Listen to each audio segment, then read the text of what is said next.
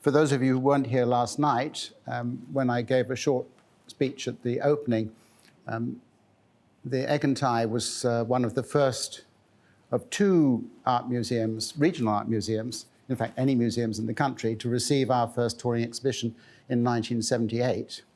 So this, in a way, is a return for us. And I don't have the catalogue, I think, of that selection. I haven't found it yet. But I'm sure if any of you were here in 1978 to see the show, you would have seen at least, I would have thought, this range of paintings. But not any, of course, of the more recent purchases. And I just wanted to make it clear that the Kelliher collection is not just the works from the 2 decades of the Kelliher art competition, but it also includes purchases that we made subsequently from about 2010, and then also commissions. And I think not quite all of the commissions are in the salon room at the entrance to the exhibition.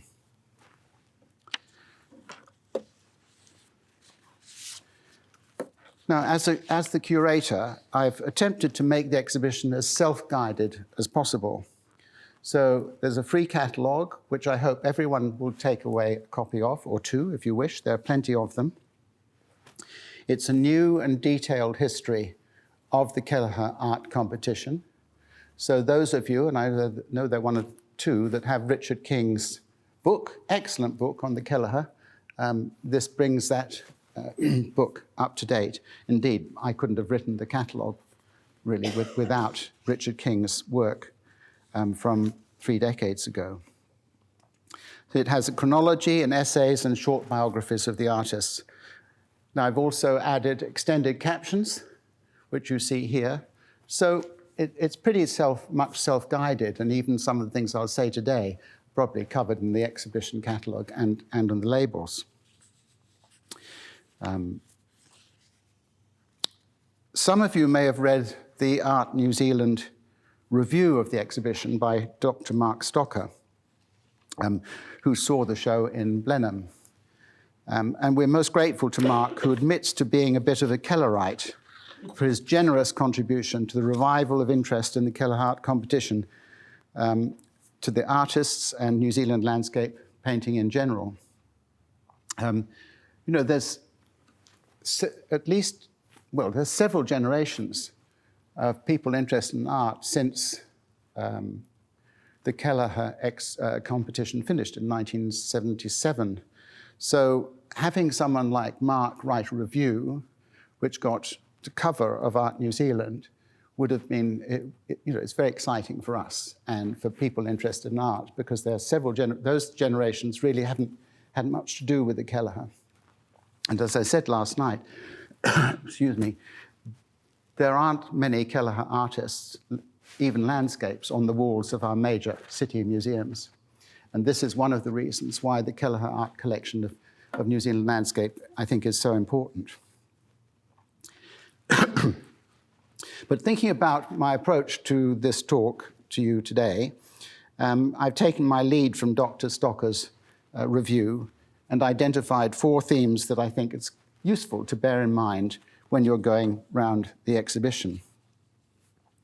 Then none of them are mutually exclusive. You'll see they all blend in together. It's kind of a few key points about landscape painting. Mark mentioned Archibald Nicholl, the admirable New Zealand landscape painter, earlier generation, who explained once what he did as a painter, which was to set down selections of shape and color of objects seen in nature.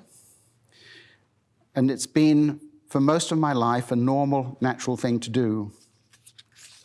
And one hopes always to be seeing and feeling more and better, and getting something of it fixed in a drawing or painting with what skill and cunning can be brought to the job. And I think the finest landscape painters use skill and cunning extensively. The second point that Mark mentioned was the sufficient distance between the so-called Kelliher controversies of the 60s and 70s and today. And he writes that the dust has settled and the landscapes gracing the walls of the gallery assume a genuine art historical and historical poignance and mana, giving pleasure and provoking thought in the process. I haven't dealt too much in the catalogue with the controversies of the 60s and the 70s and the fight between the modernists like McCann and Wollaston against, and Pat Hanley, against, the Kelliher landscape tradition. But I would point out that the landscape tradition formed the basis of New Zealand's art history. And it has continued non-stop to today and will continue onwards. So while the modernists may have had their day, it's pretty clear that the landscape, our landscape, will not go away, and landscape painters won't go away. And although it's sometimes challenging for me to find new and younger emerging artists to commission landscape paintings from, I know that they're there and we will find them, and Kelliher will continue to build on its collection through commissions like the ones that you see at the beginning of the exhibition. The third point that I want to pick up from Mark's review was painting on plein air. Writing about Douglas Badcock, Stocker explained that his style arose through personal observation and practice, painting on the spot, on plein air, what he saw before him, which is never easy, and inventing as he went along. And I like that. It's painting on the spot, what you see before you, but inventing as he went along. It's not a contradiction. It's a melding of the eye and the hand, the melding of what you see. You can't possibly reproduce exactly what you see out there. You have to take some kind of shortcuts to do that. And that's what the inventing is as you go means, I think, in Stocker's mind. And, I had lunch yesterday with John Badcock in Geraldine. And John still goes out there and paints in front, what he sees in front of him. And he's full of stories, of course, of his father and going out and painting trips with his father. And being in the landscape and painting what you see in front of you was really the most important thing for Badcock to do. And at one point, John said yesterday, of course, that tradition is dying. But I pointed out that someone like Freeman White, one of our commissionees, in his painting of the Tukituki River, which is probably hugely changed from what you see in that painting now, sadly. But before he painted that, I think there are 3 or 4 alla prima en plein air studies, small ones, that he painted before he went to the studio. I think one of the things that you will see about this painting is you may guess, you may not, which ones are painted almost with the landscape in front of you and others which are painted from sketches or small studies or indeed from the imagination.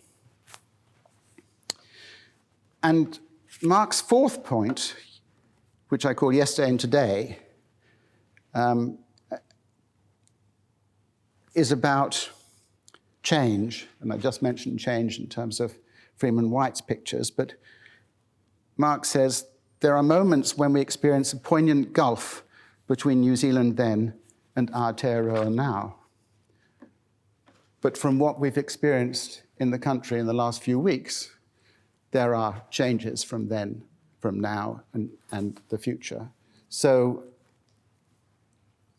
landscape painting is not only still with us, but I think it makes a huge contribution to our knowledge and understanding of the landscape. I think it's important to start off with Mitchell. Leonard Mitchell was the first Kelliher Art Competition prize winner. I don't know in 1957 whether Kelliher expected it to go for another 2 decades or not. I just don't know. It's not recorded. By the next year or two, clearly the competition was going to continue. But there was only one prize, the first prize, and it went to Mitchell. It's a big picture, one of the biggest of the competition winners. And the view, kind of Claudian, kind of lyrical, all those greens, is of a part of the country south of Tequiti, which Mitchell knew because his uncle owned the farm, which is the prominent feature in the painting. I think it's quite an odd painting in its way. It doesn't remind me much of the New Zealand landscape that I've come to experience, but it's a very strong picture, and it's big. And I think in Kelliher's mind at this time was his hope that he might find a new Constable or a new Turner in the competition. But the size that was asked for in the competition was quite big for us, for landscape paintings. And Mitchell obviously was one of the few artists who came up to the mark to paint it. Mitchell and Kelliher became quite friendly as a result of winning, but that friendship didn't last very long. As I mentioned on the label, Kelliher didn't like a bit of the painting, and before it was published in Henry Kelliher's Mirror magazine, he had someone, or maybe his son or someone, painted out the calf that was here, and Mitchell wasn't very happy with that, as you can imagine. We don't know why the calf went, but it may be that Kelliher was a livestock breeder, and it may have been the wrong kind of calf in the wrong kind of place. Who knows? Anyway, it went, and so did their relationship as a result. However, Mitchell went on to win first prize 2 years later. We don't have that picture, and we don't have the pictures from the subsequent 3 years, because Sir Henry Kelliher, he wasn't Sir at that point, he was knighted in the 60s, mid-60s, he gave all the first prize winners for 4 years to the National Museum, the National Art Gallery, which is now the National Museum. And sadly, my point earlier, we don't see those on the walls any longer. It shows that still, 2 years later, Mitchell was still a very, very strong painter, and not enough, possibly, competition from other painters at the time. Competition came, however, in the form of Douglas Badcock, and you can, those of you far away, you can come and look at it more closely later.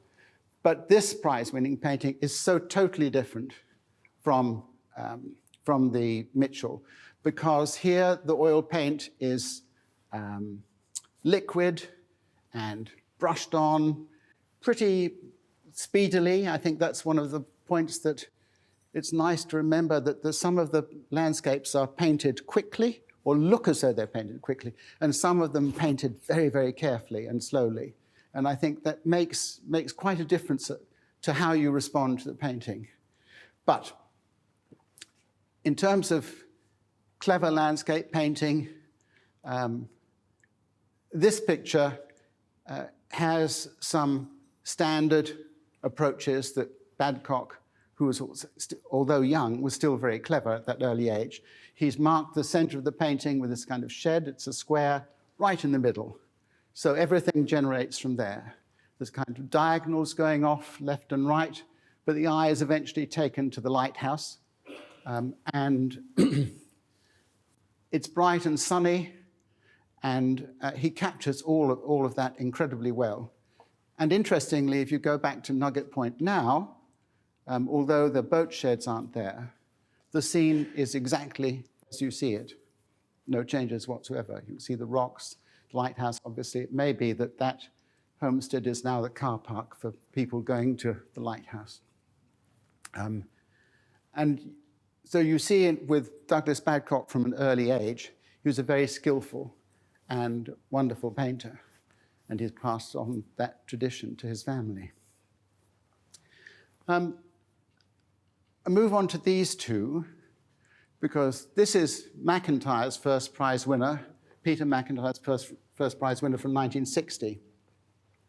And you can see already a kind of contrast between what was acceptable in 1956, 57, and later.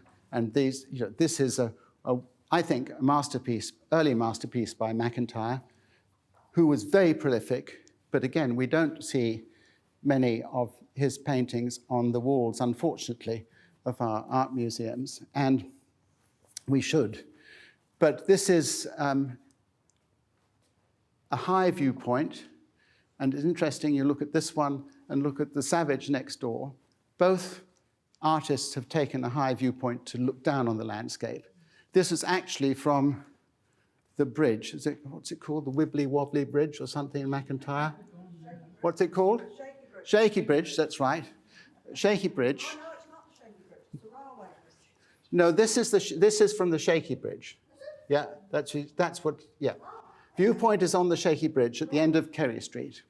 I didn't know that until the show was in Arrowtown, when someone who was a rabbiter on this property told me that I got the description wrong. One of the great things about having an exhibition like this and putting stuff on the wall is people will correct it.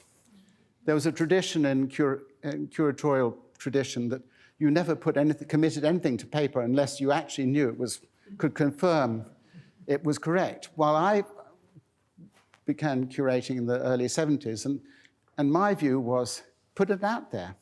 And even before Wikipedia, put it out there and make sure that people read it. And if it's wrong, they'll tell you, and you correct it. Anyway, so that's the view. And I always thought, the bathers must have been imaginary. But I was told that it was a favorite bathing spot. They probably had their clothes on in his days, but,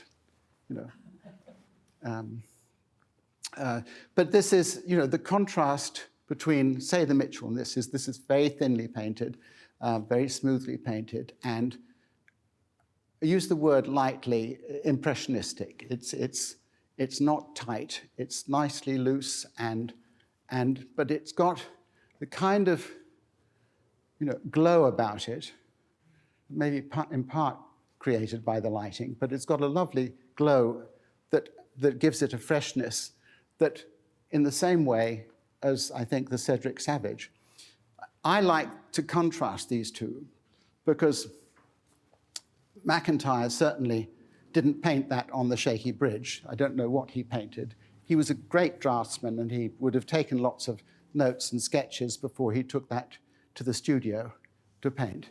This was definitely a studio construction, but Savage would have probably painted on the spot, en plein air, some kind of study. But I think it's a studio construction. And what I like about it now, we talked today about cattle and the water. You wouldn't see that nowadays in Hawke's Bay. In fact, I found this very difficult to identify where this painting could have been made. But some people say they can identify the mountain range in the background. But this is also this kind of Claudian gold color that, and lyrical approach that is not typical for Savage at the time. This point, until he came back to New Zealand, probably to see if he can paint a few pictures to earn some money, he was living in Greece, and his paintings in Greece are much brighter and more impressionistic, more post-impressionistic. So it's interesting that the judge of the day decided that this kind of somewhat backward-looking painting would get the winner's Guernsey. Now we've got an old hand in Savage and a very young hand in Derek Ball. Derek is a sculptor now mainly, but at that time he was a young man, like David Barker, the painting there. He won the special prize, which had been introduced in, maybe in this year, for young painters. You know, early on, Kelliher realized that he wanted to attract young artists. He wanted to help generate landscape painting. So he wanted to catch them young. And he got David Barker, and he got Derek Ball. Derek hadn't seen this painting for goodness knows how long, probably since he painted it, when he saw it at the Curator Art Gallery in Nelson. And I think he was quite impressed by it, but he said, you know, it was more about his feelings. This is a part of the world that he went to for holidays and he loved and enjoyed, and he shot rabbits, and you know, he was a schoolboy and really enjoying himself in the summer holidays. But his criticism, his own criticism of it now, is there's not enough contrast. I think you could probably identify what he means by that. It's very monotonal in a way. But if you look closely at it, you'll see that it's very detailed and very beautifully painted. And I still wonder how it is that Derek became a sculptor and didn't continue as a painter, because I think, you know, it's very deserving of the prize for artists under 21. That special prize didn't continue for very long. Okay. Now I'll move to the center of the display, but just point out this painting. You should all see there are only two Kelliher competition-winning women artists in this exhibition, because other women artists were portrait painters. The portrait prize was introduced somewhat later. So Peggy Spicer is on this corner, an Auckland wharf scene, and the other one is by Violet, whose name I forget for the moment, over in the middle of that wall. Watson, thank you.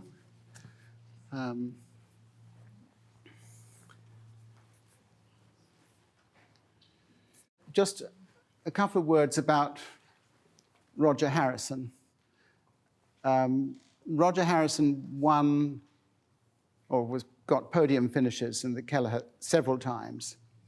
I think of him more as a part-time painter because he was in advertising and he became an head of his advertising firm. And I think that, you know, if every now and then he'd go out the country and paint a picture, say it's Kelliher time, and he'd go out and paint something. And what's interesting, we have several Harrisons in the collection because he was quite successful. But each time you see how his graphic approach has changed. And I think it's worth just looking at how he puts his paint on in regular rhythmic strokes all the way through this when you see it closely. But when you come back, that resolves nicely into, which I think is fantastic and worthy prize winner, third prize he got, so this 1965. Before the special prize was terminated, I think, we got Ian Scott. Now, some of you may know who late Ian Scott is. He's one of our best-known contemporary abstract painters. But he started as a landscape painter, and throughout his career, even when he was making abstract lattice paintings, he was going off and painting landscapes in his spare time. And this won the special prize in 1965. And it's of Anawata, near Piha and Karikari. No idea what happened to Anawata the last couple of weeks, but I've seen images of Lion Rock, which show that areas of it totally collapsed. So I wouldn't be surprised with a lot of changes that have happened to Anawata since then. But this view, when I last saw it, was exactly the same as it is in the painting. Ian's paint handling is mostly with a palette knife. So any of you who know about painting, well, you know that you can use brushes, basically brushes or knife. And this is a fantastic example of what I call knife work. And you can see that they're broad strokes as the paint squirms through, and the colors come out because one color is squashing onto another, and you get this lovely texture and different colors. But at the same time, you can come up with areas, say, of water and reflection that are just as impressive as, for example, David Barker's over there. And when David won this one with this painting, the judge was particularly complimentary about the way he painted the water. I think he'd say, here's an artist who can paint water, you know. There's quite a lot of water in this exhibition. It's not my fault, it just happens that way. Lakes and rivers, you know. In contrast to Ian Scott, we have Peter Marden from the following year. A view that is very much the same nowadays. One view that has completely changed since this was painted, Robert Watson, 1966, early morning Queenstown. And if you go to Queenstown to see this view, it's very, very difficult to see now. If you go to the top of the gondola steps and look down, you'll see something like it, but it's all totally built up. But Watson was a fantastic painter. He won a prize in 2 Kellihers. And this is quite a modest picture for someone to pick it up, one of the judges to pick it up. But it works tremendously well, and in part because of the deep shadows. It's early morning, and you get the deep shadows, the darkness, and the sun just catching on the side. But actually, it's pretty banal, really, and although beautifully painted. And it may well have caught Kelliher's attention because of the Aigantighe Hotel, which is in the picture somewhere. I think this one here. This was another pub, not a DB pub. The last picture on this wall that I want to look at is the Colin Wheeler, which I think is one of Wheeler's masterpieces. And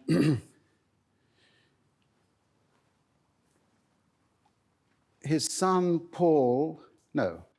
Colin's son, I can't remember his name now, explained that I guessed that Wheeler didn't find the view as you see it now.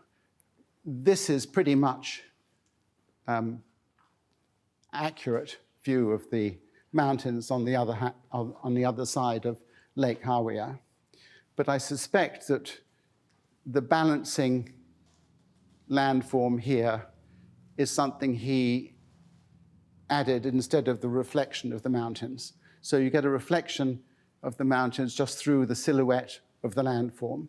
I expect the cattle muster wasn't happening either, but there are certainly cattle around there. So it's I'd say a composite. But this is near what is, I think, Lake no, what's the name of the station? Can't remember. There's a station there. Can't remember now. It's gone out of my mind. Anyway, there's a station there, but it's private, so you can't go in there to see this view, but it's very, very similar. And I think that I love the idea of these grasses up on the left-hand side. I think it's a very lyrical painting and beautifully handled, and deserving of a Kelliher Prize. The only one that we've got, unfortunately. And interestingly, for those of you who know Wheeler's work in his books and his illustrations, I get the feeling that he did his touring and made those books by painting new stations and new views. So paintings that weren't done for the book don't appear in illustrations as a rule. So these one-off paintings are very important because you don't see so many as you do of the ones that are illustrated in those books. In the mid-70s, early 70s, the competition changed from being prizes, the first, second, and third plus merit prizes. It went to an award. So there were 5 Kelliher Art Awards given for every competition. And they were the same prize, £400, I think, at the time. And so it meant that by that time, the competition's kind of rules had changed somewhat. It didn't matter whether you submitted a landscape, a painting, a landscape, a portrait, or a combination thereof. And it's difficult to say if this is a portrait or a landscape. It's a combination of both. And not only is it a combination of both, clearly from Rex Turnbull, what he's told me, he lives in Sydney now, it's a combination of different views of the area around Taihape. But the occasion that he represents is something that he remembers, collecting puha with his family. And this is, as you probably guess, if you look at painted closely, that's a self-portrait. Young Maori guy, not professionally taught, picked up by a talent scout, as it were, who saw him drawing or painting at somewhere, and I think he went into studying some design, technical design, and submitted this painting, the Kelliher, and got a prize, got one of the awards, before going off to Britain. So Rex is the only Maori artist represented in our collection. And it's, I think people love this painting, as I do. And it's a very important painting to the collection. But it's difficult for me to reconcile the position of this group portrait up in the hills. And I think it reflects Turnbull's knowledge of the landscape, but also his time going up, looking onto the landscape from the crop dusting plane. So that's why you get a somewhat aerial view, rather than, I always thought puha was collected by down at the river. I've been told that's not correct. It grow in the higher ground as well. Anyway, it's a stunning painting, and it adds something to the collection, because as you see here, there are not many figures in this selection.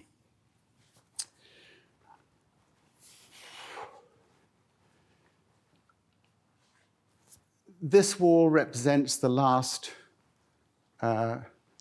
years of the competition as we knew it, before the Art Award started. Competition changing to Art Award. And we've got, let's see, I think the most interesting, we'll talk about the Violet Watson, because she won an award twice in the last years of the Art Award. This is the Coromandel. This is the landscape. When I saw photographs of this area, hadn't changed very much. But I think, we've yet to see, I suppose, how this view would have changed now after the torrential rain. But it's a very lyrical, colourful, and peaceful view of the Coromandel, an area that she knew very well.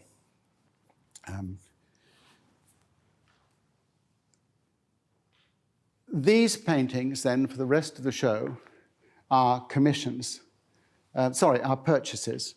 And there's quite a diverse range. But I'd like to talk, and Smither you know pretty well, I'm sure.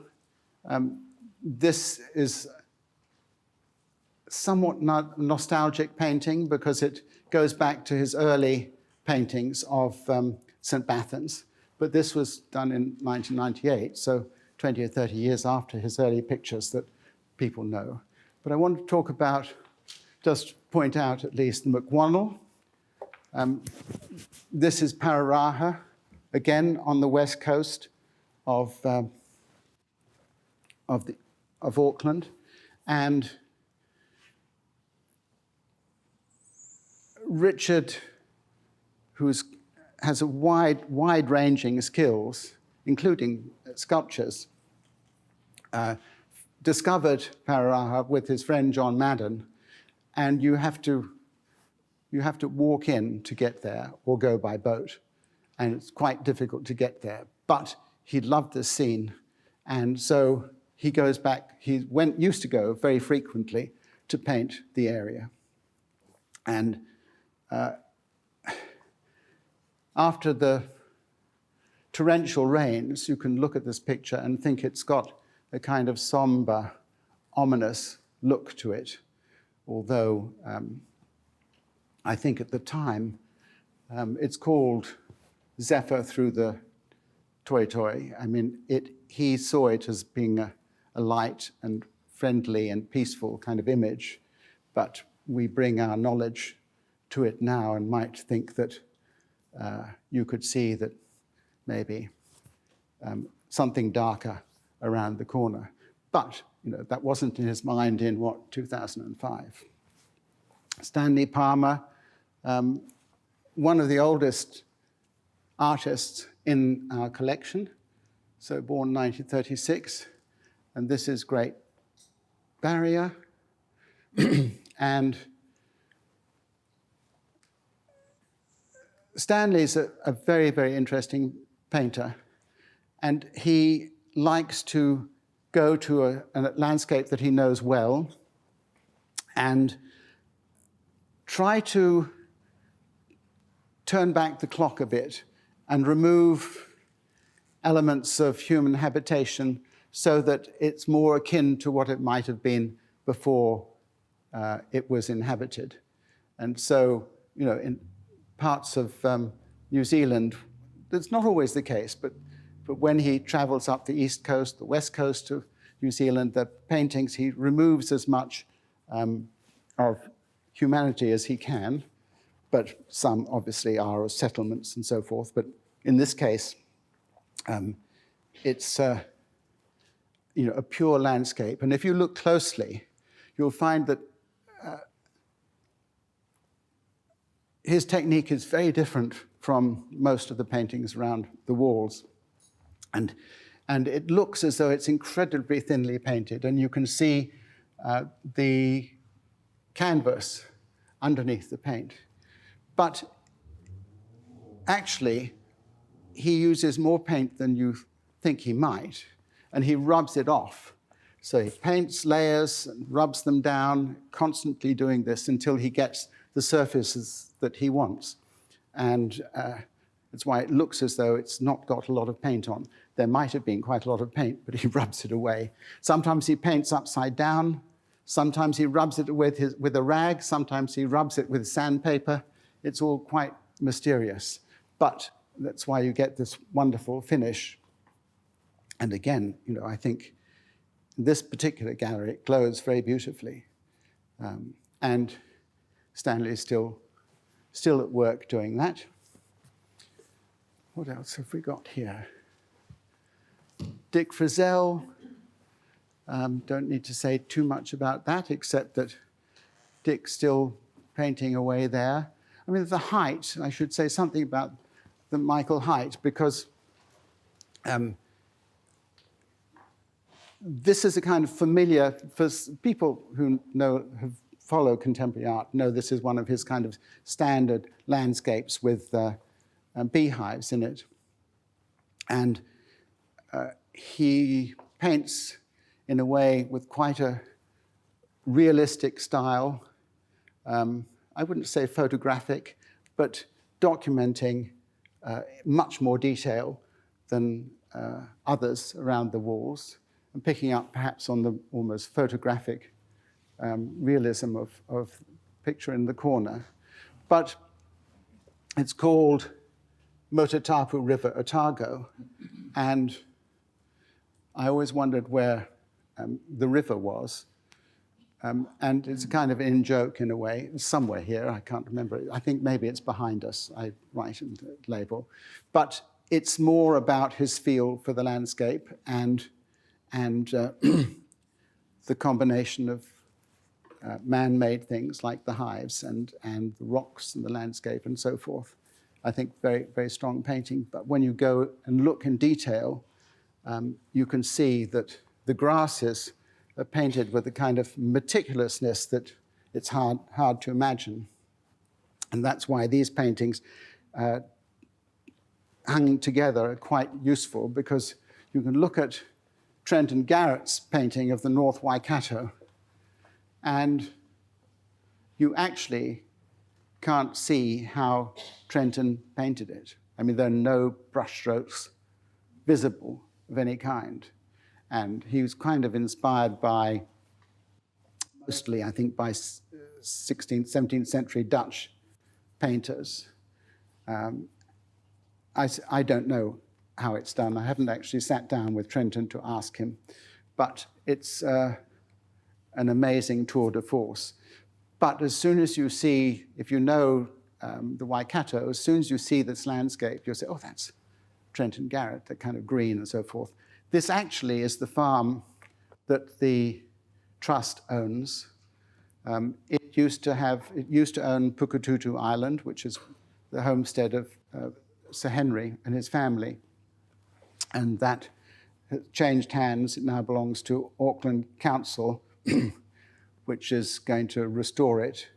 And instead, the trust bought this farm in North Waikato.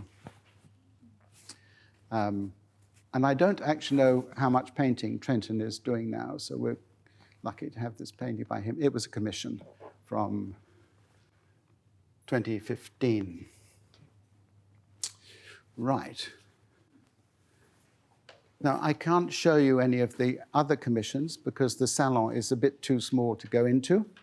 But I've got time to take some questions, if you have any, before I get on the road back to get my plane in Christchurch. But I have to say, it's been wonderful here in Timaru.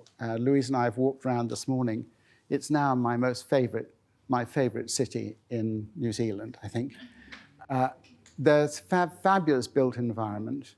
I don't know whether all the old buildings are occupied, but they look pretty well maintained. So I was thrilled to have a real good look round and see what you have to offer. But of course, it was a beautiful day. That helps. Wouldn't have seen so much if it had been pouring with rain. Anyway, has anyone got any questions? Please, whatever you like, you can try me. Excuse me. Yeah. I would like to see a photo of Henry Kelliher. A photo? Yes, there wasn't any in the...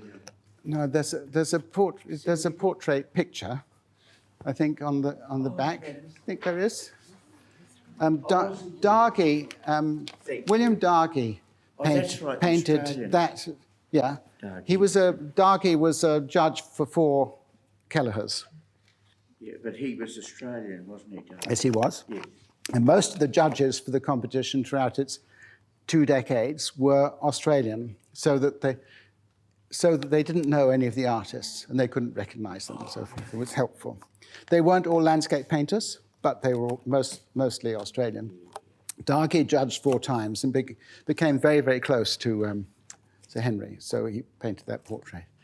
And he painted a replica of it as well, and that we've just recently given to the National Portrait Gallery, New Zealand Portrait Gallery.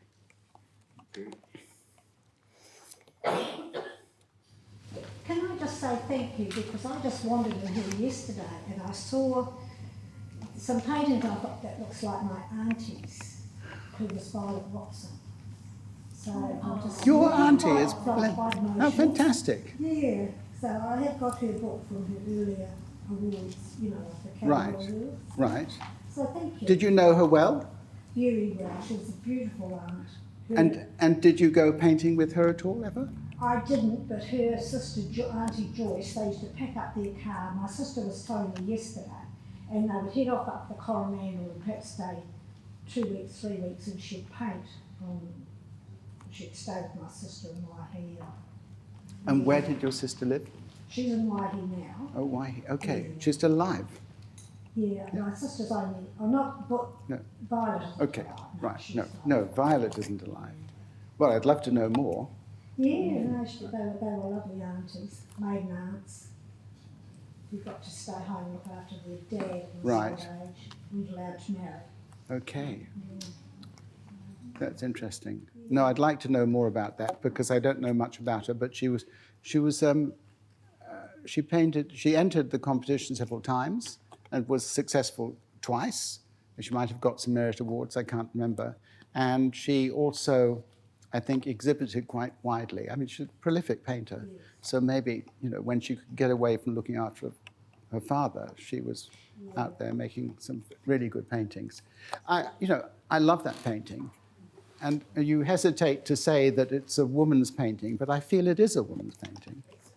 And why someone can tell me why it might get that feeling, but I love it. But it's a very distinctive landscape, and those rock forms are tremendous out there.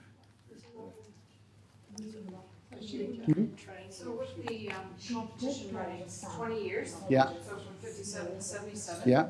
is there a reason why they stopped the actual competition and then went to purchases, commissions, etc.? Right, that's an important question. Towards the end,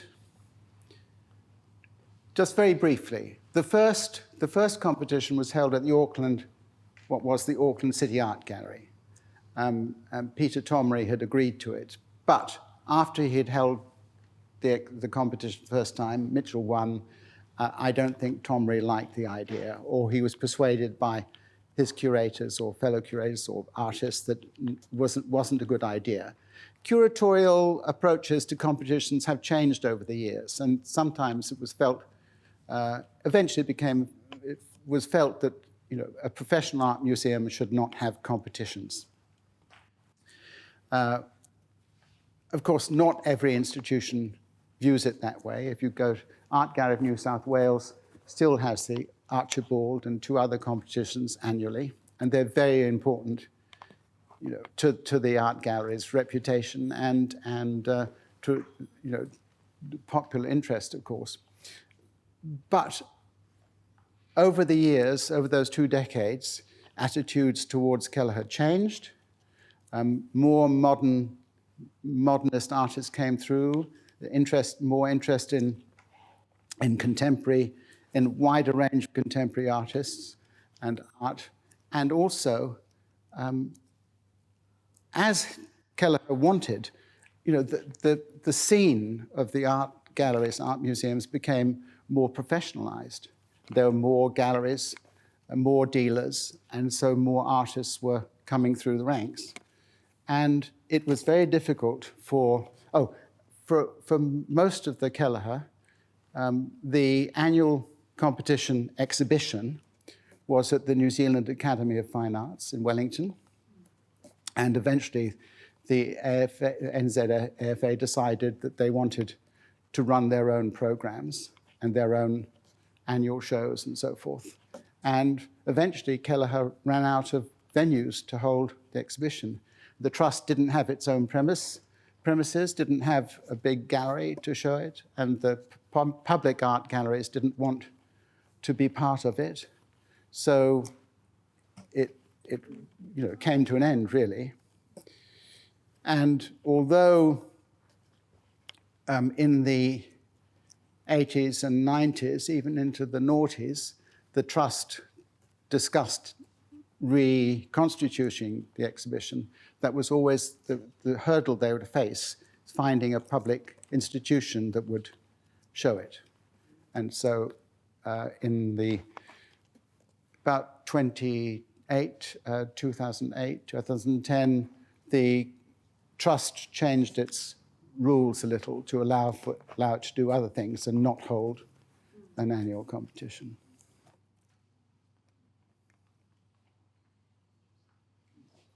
Anyone else? Yep. Just on that point, where do these paintings belong now? They all belong to the trust in our premises in Parnell in Auckland. The long-term objectives of the trust is to have on public display on a regular basis the equivalent of a national collection of New Zealand landscape paintings. And I think that if the right premises comes up at some point, it could well be that there'll be a permanent display of a selection of the paintings. And of course, I was discussing with someone yesterday, if they had a permanent premises, if it was large enough, they could very well start the competition again. I don't know. Meanwhile, we've got commissions, we can purchase paintings. We just purchased a Sydney Luff Thompson lake painting of the Rangitata called Morning Reflections. And so, you know, we're adding modestly to the collection over the years. All right. Well, thank you again very much for coming. And quick tour of the show. You'll pick up quite a lot of points that I've made, I'm sure, as you go around in your own time looking at the collection. And please don't forget the 4 paintings that are in the salon.